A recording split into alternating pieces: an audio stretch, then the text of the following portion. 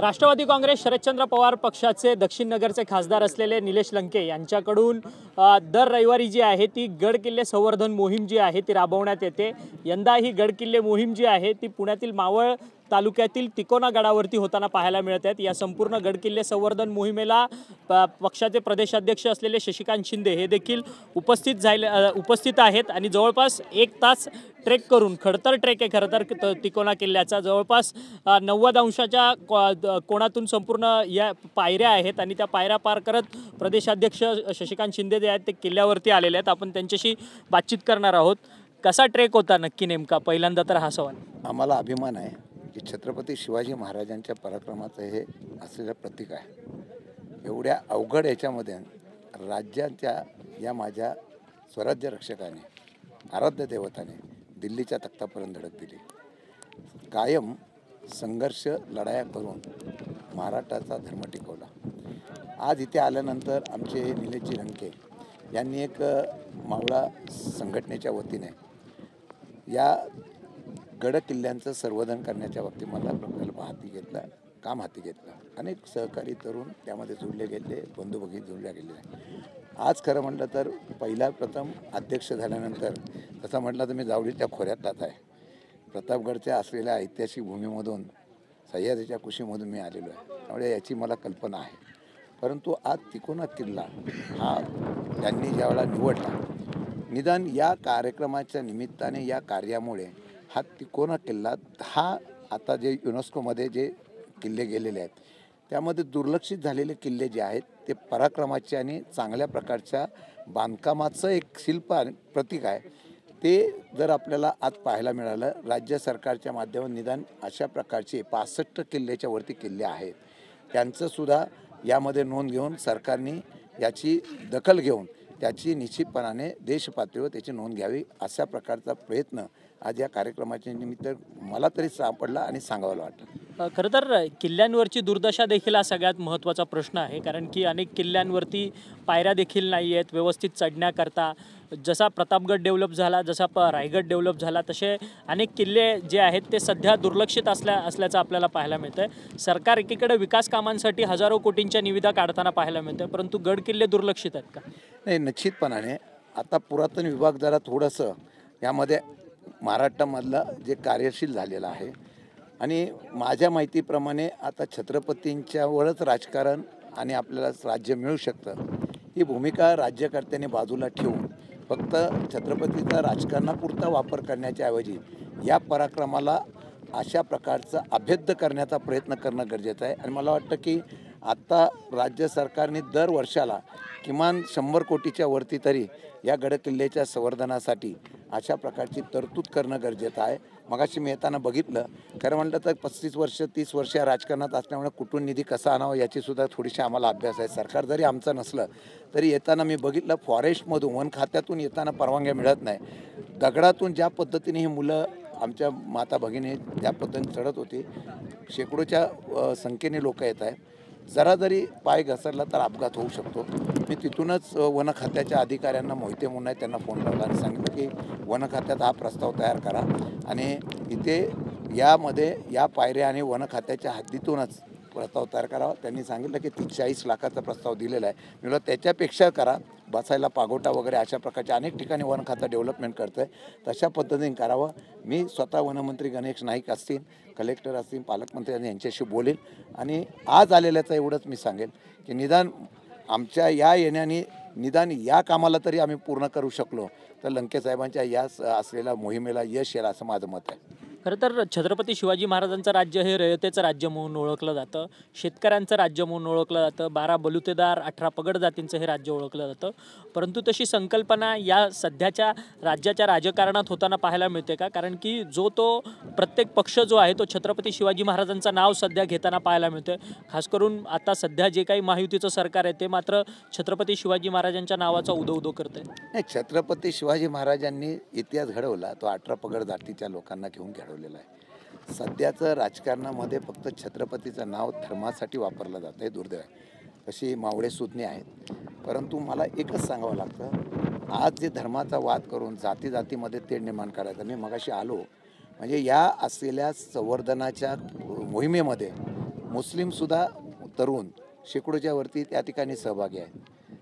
म्हणजे आपण आता कशा पद्धतीने छत्रपतीचं नुसतं नाव घेण्यापेक्षा छत्रपतीने रयतेचं राज्य जर केलं होतं तशा पद्धतीचं राज्य करणं गरजेचं आहे. पण आता ती परिस्थिती दिसत नाही. सत्ता मिळवण्यासाठी काय केलं पाहिजे याच्या प्रकारचं नियोजन करून तशा प्रकारचं राजकारण होतं हे दुर्दैवाचं आहे. परंतु छत्रपती शिवाजी महाराजांचं राज्य होतं त्यावेळेस शेतकऱ्यांच्या पिकांच्या देठालाही हात लावला नाही पाहिजे अशी सगळी म्हणजे त्यावेळेसची महती होती शिवाजी महाराजांची. परंतु आता मात्र शेतकऱ्यांचा हमीभाव असेल, त्याचसोबत कर्जमाफी असेल, पीक कर्ज असेल, असे अनेक प्रश्न जे आहेत ते सध्या शेतकऱ्यांना भेडसावताना पाहायला मिळतात. छत्रपतींनी पहिल्या आपल्या सर्व सेनापतींना सर्वांना सांगितलं होतं की शेतकऱ्यांच्या दाण्याला सुद्धा तुम्ही कुठे हात लावायचा नाही, लूटमार करायची नाही. सध्या सरकार शेतकऱ्यांच्याबद्दल किती संवेदनशीलपेक्षा उद्योगपतीसाठी किती संवेदनशील हे दिसून येतं. जेवढी तरतूद झाली बजेटच्या नंतर 56,000 कोटी 3 महिन्यामध्ये जी तरतूद केली ती फक्त मेट्रो आणि ह्या सगळ्या कामासाठी केलेली आहे. डेव्हलपमेंट व्हावं शहराची ह्याच्यावर दुमत नाही. परंतु आता शेतकऱ्यांचे असलेले मंत्रीच जर ऑनलाईनवर रमी खेळत असतील तर त्यांच्याकडून काय गेम खेळत असतील तर त्यांच्याकडून अपेक्षा काय करणार आहे. छत्रपती असते तर कडेलोट करून टाकला असता. मग ही कडेलोटाची आवश्यकता आता आहे का? कारण की ज्या पद्धतीने कृषी मंत्र्यांचा राजीनामा घेतला जाणार चर्चा आहेत. उद्या अजित पवारांना देखील कृषी मंत्री तो महाराष्ट्रातली जनता फार सुज्ञ आहे. लोकसभेला त्यांनी स्वाभिमानी महाराष्ट्र दाखवला. कदाचित देशाच्या राजकारणात त्यांनी परिवर्तन करून दाखवलं असतं. विधानसभेला कशा पद्धतीने निवडणुका झाल्या मी त्याच्यावर भाष्य करणार नाही. पण जनता सुज्ञ आहे, ते बोलून दाखवत नाही. ज्यावेळेला उद्रेक होतो ना तेव्हा कडेलोट जनताच करून दाखवेल. हे छत्रपतीचे मावळे आहे. परंतु कृषी मंत्र्यांचा राजीनामा घेण्यावरून मतमतांतर या सरकारमध्ये असल्याची पाहायला मिळते का? कारण की कृषी मंत्र्यांचं जे माणिकराव कोकाटे आहेत त्यांच्या खात्यात बदल केला जाईल असं म्हणत होतं. परंतु दुसरीकडे जे विजय घाडगे पाटील आहेत ज्यांना लातूरमध्ये मारहाण झाली ते अजित पवारांना भेटायला गेले. त्यावेळेस मात्र त्यांना अजित पवारांकडनं शब्द देण्यात आला की कृषी मंत्र्यांचा राजीनामा घेऊन राहणार. लेट होतोय का कृषी मंत्र्यांचा? तीन पक्षाचं सरकार आहे. मुख्यमंत्र्यांनी तो निर्णय उपमुख्यमंत्री तो निर्णय घ्यावा. जनतेच्या असलेल्या भावनेचा त्याच्यावर होणाऱ्या प्रतिक्रियेचा जर विचार केला तर काही मंत्र्यांचे राजीनामे घेतले पाहिजे. ते मंत्री स्वतःला जर कोणत्या तरी राज्याचे प्रमुख असल्यागत वतनदार असल्यागत वागत असतील तर त्यांच्यावर कारवाई करणं गरजेचं आहे. करतील का ना मला माहीत नाही. कारण सरकार बहुमत पाशवी असताना सुद्धा का लगेच निर्णय होत नाही हे खरं म्हटलं तर शोकांतिक आहे. मला वाटतं की लगेच त्यांनी निदान आम्ही ह्या गडकिल्ल्यावर आलेलो आहोत. महादेवांचं मंदिर बाजूला आहे. छत्रपतींनी शिवराज्याभिषेक आणि छत्रपतींनी शिवाजी महाराजांनी ज्यावेळेला शपथ घेतली स्वराज्याची त्यावेळेला महादेवाचाच आशीर्वाद घेतला होता. मला वाटतं सुबुद्धी देवानी द्यावी अशी माझी अपेक्षा आहे. विधिमंडळाकडनं हक्कभंगाची नोटीस कुणाल कामरा आणि सुषमा अंधारेंना देण्यात आली. त्या सगळ्याला उत्तर जे आहे ते दोन्ही व्यक्तींनी दिलेलं आहे. कुणाल कामरा म्हणतात की राजकीय सूडबुद्धीने ही सगळी हक्कभंग जो आहे तो माझ्यावरती आणला गेला असं ते म्हणतात. एक तुम्हाला एक सांगतो, व्यक्ती स्वातंत्र्यता आहे ना. व्यक्ती स्वातंत्र्यामध्ये हां ठीक आहे खालच्या पातळीवर बोलू नये यासाठी निश्चितपणाने बंधन असली पाहिजे. परंतु हल्ली कोण वापरतो? विधिमंडळाच्या आवारामध्येच मारामारी होते. स्वतंत्रता राहिली कुठे? आणि राजकीय अधिकाराचा उपयोग करून शस्त्राचा उपयोग करून जर तशा पद्धतीने चुकीच्या पद्धतीने जर लोकशाहीचा आवाज दाबण्याचा प्रयत्न होत असेल तर ते दुर्दैवाचं आहे. मला वाटतं की त्यांना त्यांची भूमिका मांडायला संधी दिली पाहिजे आणि त्यांची भूमिका ऐकून घेऊन मग त्याच्यावर पुढच्या प्रमाणे निर्णय घेतला पाहिजे. परंतु कुठेतरी विधिमंडळाच्या हक्कभंगाचा कुठेतरी गैरवापर होताना सध्या पाहायला मिळत नाही का? ज्या पद्धतीने वक्तव्य सत्ताधारी पक्षातल्या लोकांकडनं सुद्धा होतात आहेत परंतु त्यांच्यावरती कोणत्याच प्रकारचा हक्कभंग होत नाही. विधिमंडळामध्ये तुम्ही गेल्या अनेक वर्षांपासून सदस्य म्हणून काम करताय. नाही बरोबर आहे. खरं म्हटलं तर आता विधिमंडळातल्या आणि महाराष्ट्रामधल्या सत्तेमधल्या असलेल्या लोकांना सुद्धा आचारसंहिता आणणं गरजेचं आहे. कारण आता महाराष्ट्राचा राजकारणातला दर्जा एवढा खाली गेलेला आहे की राज्याचे मुख्यमंत्री स्वतः म्हणायला लागलेत की जनता आपल्याला लोकप्रतिनिधीला आता नावं ठेवायला लागलेले आहे. आता ते सुधारण्याचा प्रयत्न करायचा असेल तर हक्कभंग जर सर्व टाकायला लागला तर हक्कभंग समितीला तेवढंच काम लागेल की रोजच्या रोज कोणावर तरी हक्कभंगाची कारवाई करावी लागेल. परंतु विधानसभा सदस्यांची बोलताना पातळी घसरताना पाहायला मिळतात का? जुन्नरचे आमदार आहेत सोनावणे, त्यांच्याकडनं देखील एका मंत्र्याच्या संदर्भात खालच्या दर्जाचा उल्लेख करण्यात आला. त्याचसोबतच मंगेश चव्हाण जे भाजपचे आमदार आहेत ते मात्र एकनाथ खडसेंच्या संदर्भात खालच्या पातळीवरती बोलताना पाहायला मिळतात. मुख्यमंत्री सहन करतात आहेत का हे सगळं? नाही, ते मी तुम्हाला सांगतो, भाजप आणि त्यांचे काही महायुतीतल्या पक्षांनी काही लोकांना खालच्या पातळीवर राजकारणामध्ये बोलण्यासाठी ठेवलेलं आहे.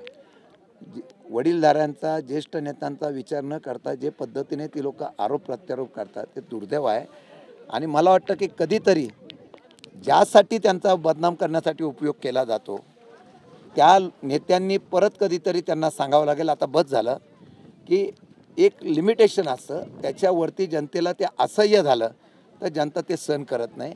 आणि मला वाटतं की आता ही पद्धत काही पक्षामध्ये जाणीवपूर्वक केली जाते की तुम्ही खालच्या पातळीवर बोला, तर मला वाटतं ते योग्य नाही. महायुतीमध्ये सातत्यानं एकमेकांच्या संदर्भातले वाद उफाळून पाहायला मिळतात आहेत. खास करून काल कोकणाच्या आमदारांची बैठक जी आहे ती मुख्यमंत्री देवेंद्र फडणवीस यांनी घेतल्यानंतर उदय सामंत म्हणतात की आमची देखील कोकणात मोठी ताकद आहे. नितेश राणे दुसरीकडे म्हणतात आहेत की आमच्या लोकप्रतिनिधींना कुठेतरी स्वतःच्या पक्षात घेण्याकरता शिंदेंकडनं गळ घातली जाते. असं एकंदरीतच हे महायुतीचं वातावरण आहे. महायुतीमध्ये एक वाक्य तर पहिल्यापासूनच नाही आहे. एकमेकांच्या बद्दल बदनामी करण्याचा तेच प्रयत्न करतात, एकमेकांच्या बद्दल अडचण करण्याचा तेच प्रयत्न करतात. आम्हाला काम करायला देत नाही आहे. आम्ही वाट बघतोय त्यांच्यामध्ये काय होतंय काय नाही होत आहे. मला वाटतं की त्यांच्या तो एक वाक्यता नाही, वस्तुस्थिती आहे आणि ते सर्वांना माहिती पण पडलेलं आहे. त्यामुळे स्थानिक स्वराज्य संस्थांच्या निवडणुका आहेत, त्यामुळे प्रत्येक पक्ष स्वतःची ताकद वाढवतोय महायुतीत. प्रत्येकजण आपलं अस्तित्व टिकवायचा प्रयत्न करतोय, कारण त्यांना माहिती आहे पुढच्या वेळेला ज्यांनी महायुतीमध्ये घेतलेलं आहे भाजप त्यांना बरोबर पुढच्या वेळेला ठेवणार नाही. त्यामुळे आपलं अस्तित्व जर दाखवलं नाही तर आपलं काही खरं नाही, म्हणून त्या ठिकाणी ते प्रयत्न करतायत. म्हणून जो तो येतो त्याला पक्षात घेण्याचा प्रयत्न सुरू आहे. आज उद्धव ठाकरे यांचा वाढदिवस आहे. मुख्यमंत्री आहेत, माजी मुख्यमंत्री आहेत या राज्याचे. खरं तर त्यांच्या वाढदिवसानिमित्त त्यांचे बंधू राज ठाकरे त्यांच्या घरी जाऊन त्यांना वाढदिवसाच्या त्यांनी शुभेच्छा दिल्यात. खरं तर गेल्या अनेक वर्षांपासूनची ही कटुता होती. आपण राजकारणात सक्रिय आहात, आपण देखील बघितलं की दोन ठाकरे बंधू कशा पद्धतीने सगळे वेगळे झालेले होते, आरोप प्रत्यारोप झाले नव्हते, वेगळे केले होते. मी एवढंच सांगेल, आज मी टिकोण्या किल्ल्यावर आहे. छत्रपती शिवाजी महाराजांचा महाराष्ट्र आहे आणि स्वर्गवासी बाळासाहेब ठाकरे सर सेनाप्रमुख त्यांनी ज्याप्रमाणे महाराष्ट्रासाठी, मराठ्यांसाठी ज्या पद्धतीने लढाई दिली, मुंबईसाठी ज्याप्रमाणे लढाई दिली, आज मुंबईचं अस्तित्व हे एक आपल्याला टिकवण्याच्या संदर्भातून काही कळना बाणेदारपणाने उद्धवजींनी आज ठिकाणी महाराष्ट्र आणि त्यांचा स्वाभिमान आणि पक्ष टिकवण्याचा प्रयत्न केला. पक्ष फुटला तरी पण ते टिकून राहिलेले आहेत. त्यामुळे मला वाटतं आज महाराष्ट्राची गरज आहे. आमच्या मताचा विभाजनावरून जो कोण सत्तेवर बसतो त्याला दूर करण्यासाठी सगळेजण एकत्र येऊन फक्त या भस्मासुराला दूर करण्याचा प्रयत्न करावा, एवढी सुबुद्धी द्यावी. म्हणून माझ्या वतीने उद्धवजी ठाकरेंना मनापासून मी वाढदिवसाच्या शुभेच्छा देतो. परंतु दोन ठाकरे एकमेकांना भेटलेत आज पुन्हा एकदा. एका मंचावरती त्यांनी भाषणं केली, परंतु आज राज ठाकरे त्यांना भेटायला गेले. त्यांच्यातली ही कटुता आता पूर्ण संपली आहे का? ज्या पद्धतीने मागचं गेलं काही राजकारण होतं दोन ठाकरेंचं, तुम्हाला काय वाटतं, संपवावी का नाही संपवावी? संपली पाहिजे आणि ते काळाने संपत असेल तर आपण स्वागत करूया. परंतु मग त्यांना तुमचा राजकीय पाठिंबा असेल का दोन्ही ठाकरे बंधू? त्यावेळेची परिस्थिती बघून त्यावेळेला बघून, आता ते दोघं एकत्र येत असतील तर मी का त्यांना नाव म्हणू? त्यावेळेची परिस्थिती बघून त्यांची कशा पद्धतीने चर्चा होते, काय होते, वरिष्ठ नेते आपण बघून ठेवू. पण मी आता सध्या ठरवलेलं आहे की एकटा झेंडा घेऊन आपलं पुढं निघायचं, जे येतील त्यांना सामील करा आणि पहिला पक्ष मजबूत करायचा. धन्यवाद, तुम्ही आमच्याशी सविस्तर एवढी बातचीत केली. शशिकांत शिंदे आहेत, जे राष्ट्रवादी काँग्रेस शरदचंद्र पवार पक्षाचे प्रदेशाध्यक्ष आहेत. आज निलेश लंके यांच्या पुढाकाराने गड किल्ले संवर्धन मोहीम तिकोना किल्ल्यावरती राबवली जाते. छत्रपती शिवाजी महाराजांचं जे राज्य होतं 18 पगड जातींचं जे राज्य होतं ते राज्य मात्र यंदा या महायुतीच्या सरकारमध्ये नाही आहे. त्यामुळे कुठेतरी जाती आणि धर्मामध्ये वाद निर्माण होतात आहेत आणि हे वाद सत्ताधारी लोकांनाच हवेत, जेणेकरून ही अशांतता जी आहे ती राज्यात कायम राहावी, अशा पद्धतीचं जे मत आहे ते शशिकांत शिंदे यांनी आपल्याशी बोलताना व्यक्त केलेलं आहे. व्हिडिओ जर्नलिस्ट रोशन गायकवाडसह अक्षय मंकणी, TV9 मराठी, पुणे.